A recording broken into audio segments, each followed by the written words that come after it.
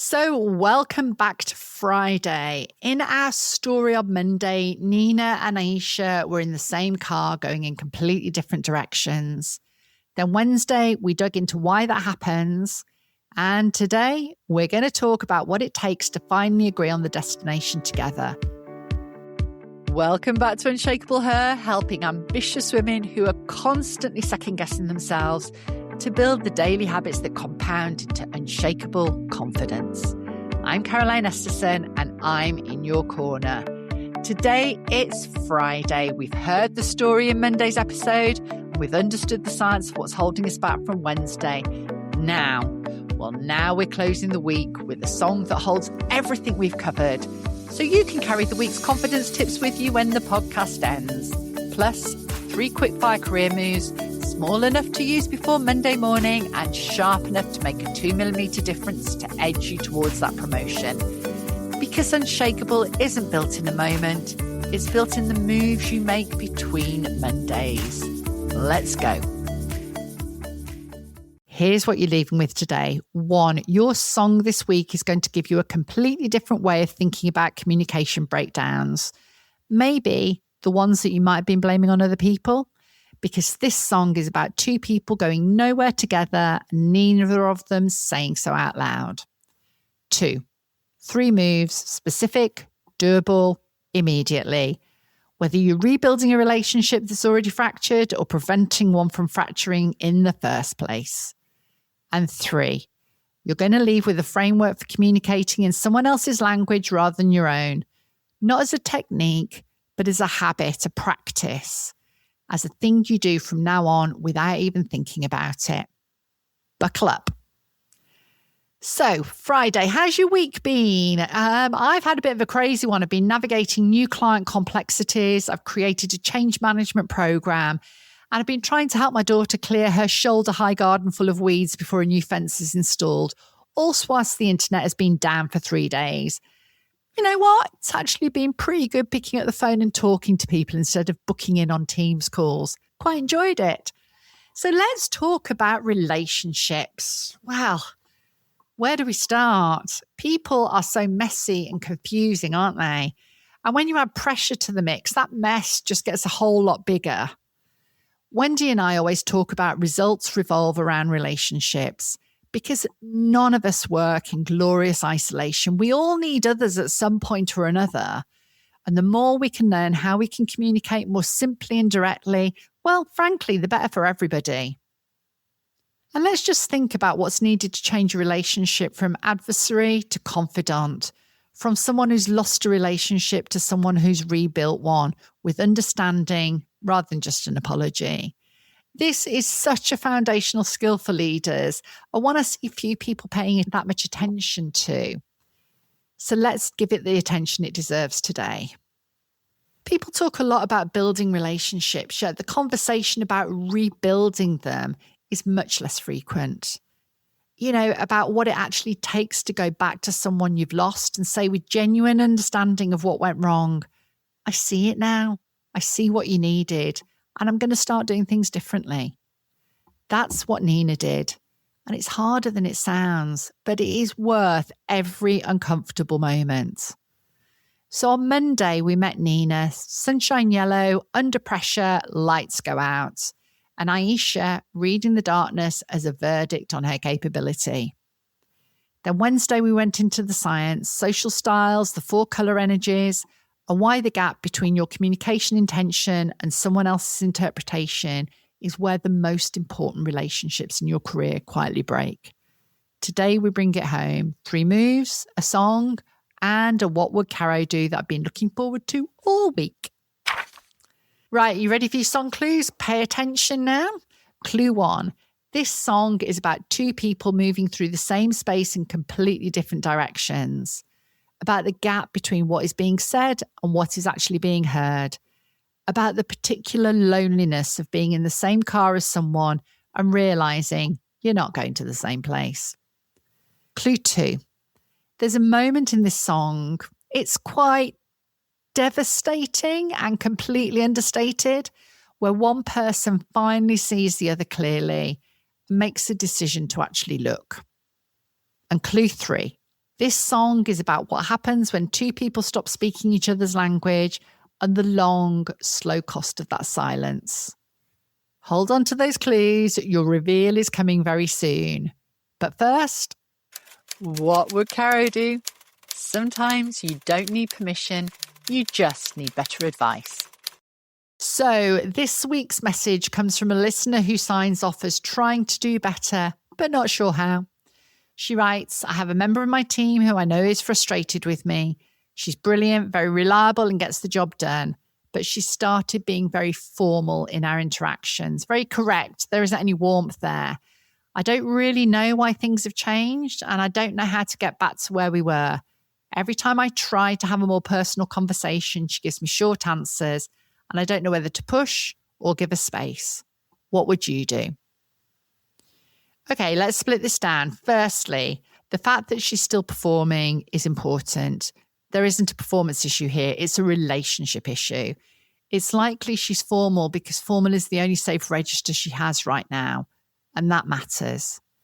She's in self-protective mode, doesn't want an emotional conversation. That's why she keeps batting it off. So here's what I'd do. Pick one thing, something you know she values and that you've not maybe been delivering too much at the moment, and start doing consistently in all your conversations. It might be something like following through on something you said you'd do and telling her you've done it, or even acknowledging a piece of work with specificity rather than general warmth. Do that thing consistently for a couple of weeks without making a big deal of it. And then, only then, ask her directly. Not, how are you feeling about us? Not, I want to talk to you about what's happened. Something a lot less loaded, something much simpler. Maybe a bit like, I want to make sure I'm managing you in a way that actually works for you. What do you need from me that you're not currently getting? That question, asked after a couple of weeks of consistent evidence that you're paying attention, is going to land completely differently than it would if you did it today, because you'll have given her data before you ask for vulnerability. And that is the only order that works in this situation. Remember, she's not your adversary. She's someone whose behaviour you're finding confusing and challenging right now. Right, let's turn our attention to your song for this week. Let me give you a reminder of your clues. Two people in the same car going in different directions. A quiet moment of finally seeing something clearly. And the long, slow cost of speaking different languages. Your song this week is an oldie but a goodie. It's Fast Car by Tracy Chapman. Nina and Aisha were in a fast car together for 3 years, moving in the same direction, or so Nina thought. And then quarter 3 happened, and Nina took her hands off the wheel just because she was drowning. And Aisha, sitting in the passenger seat, watching the hands come off the wheel, drew the only conclusion available to her. We're not going where I thought we were. The rebuild that Nina did wasn't dramatic. It wasn't a grand apology or a structured one-to-one. It was a decision to drive properly again, to show up consistently and to communicate in Aisha's language rather than her own, which meant more data, more specificity, and more acknowledgement of the detail that Aisha put into everything that she did. It took 6 weeks, and by the end of those 6 weeks, Aisha was not just still there. She was bringing Nina the early stage ideas she'd stopped doing, the ones she only shares when she trusts completely. That is Fast Car. Not the dramatic escape, the quiet decision to keep driving together in the same direction. 3 little moves to make you unshakable, small enough to start Monday, sharp enough to change everything. Okay, over to your quickfire career moves for this week. 3 specific moves you can do right now. Move 1. Find out what colour your most important relationships are. Not literally, you don't need to run a psychometric profile on everyone you work with. You can do, of course, the profiles if you like, or you can read the book I suggested on Wednesday by Thomas Erickson, Surrounded by Idiots. It's a really good read, and the link is in your show notes. I've also popped a summary sheet for you in the show notes that might make the decision to identify people easier. What I want you to do this week is much simpler. I want you to think about 3 people who are critical to your work right now. Maybe your manager, a key peer, or someone on your team, and ask yourself this question about each of them. What do they need from an interaction with me to feel that it went well? Not what do you need, what do they need? Because here's the thing about the 4 colour energies. You don't need to do a profile to spot them. Cool blue needs data, precision and follow through. They feel good after an interaction where they've received specific information and clear next steps. Fiery red people need pace, decisiveness in the bottom line. They feel good when things move and decisions get made. Earth green people need warmth, inclusion, and to feel like the relationship is important before the task begins. And sunshine yellow needs energy, connection, and the sense that something exciting is possible. Map your 3 people even roughly, instinctively, and then ask yourself, am I giving them what they need, or am I giving them what I need to give? And here's what this move will do for you.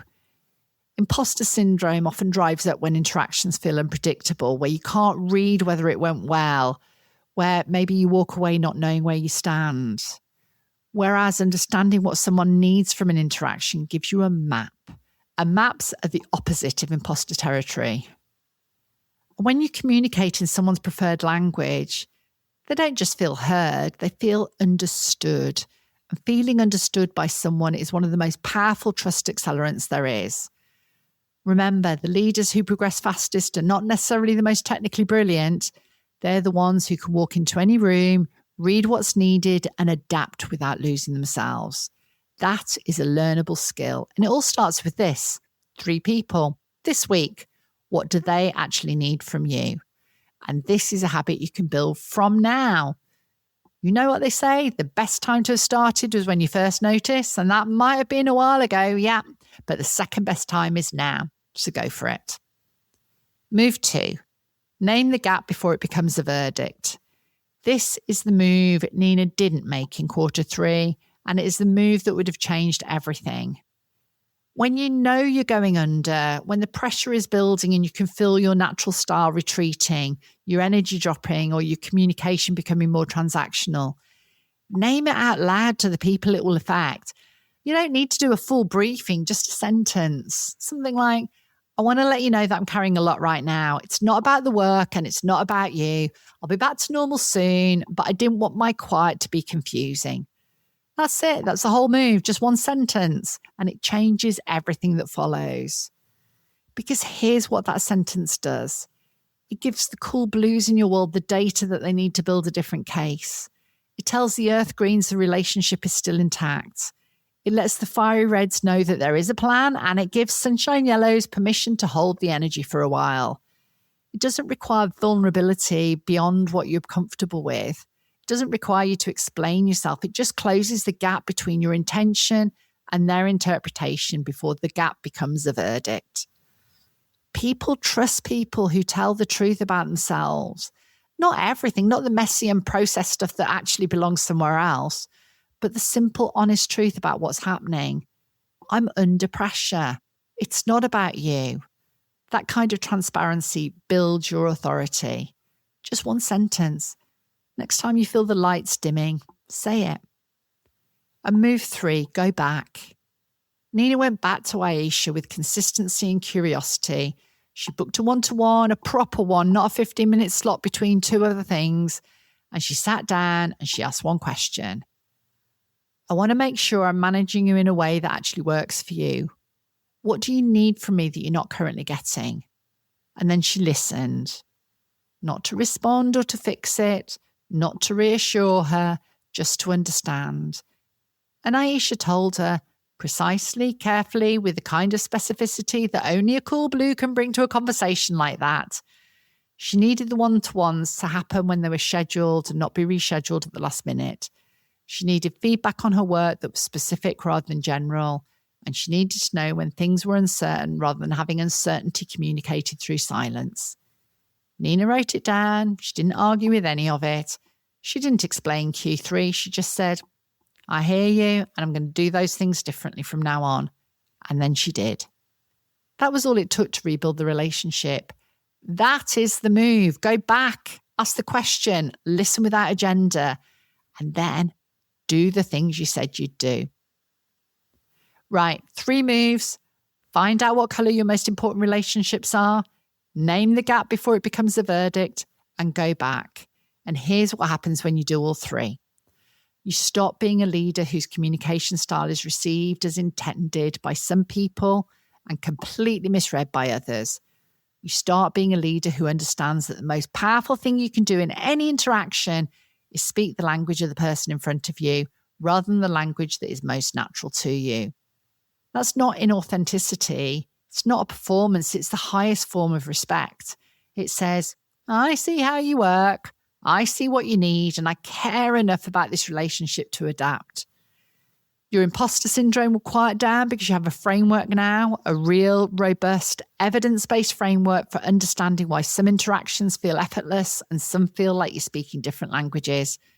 Because honestly, sometimes you are, and now you know what to do about it. And your influence will grow because people who feel genuinely understood don't just like you, they trust you. And trust is what makes influence real rather than performed. That's the 2 millimeter difference, 3 moves this week. Right, let's close this trilogy properly. I promised you your song, Fast Car by Tracy Chapman. 2 people in the same vehicle going in different directions. The quiet cost of speaking different languages and the decision, albeit unglamorous and dramatic, entirely deliberate, to drive properly again. That's Nina's story. And maybe it is, or might have been yours somewhere too. I promised you 3 moves, you have them. They're not comfortable. Going back never is, but comfort is not what we're here for. We're here to build something that lasts. And the relationships you build with understanding rather than just an apology are the ones that last longest. And I promised you a framework for communicating in someone else's language. You have it now. Cool blue, fiery red, earth green, and sunshine yellow. Use it not as a label, but as a lens, and watch what happens to the interactions you've been finding most difficult.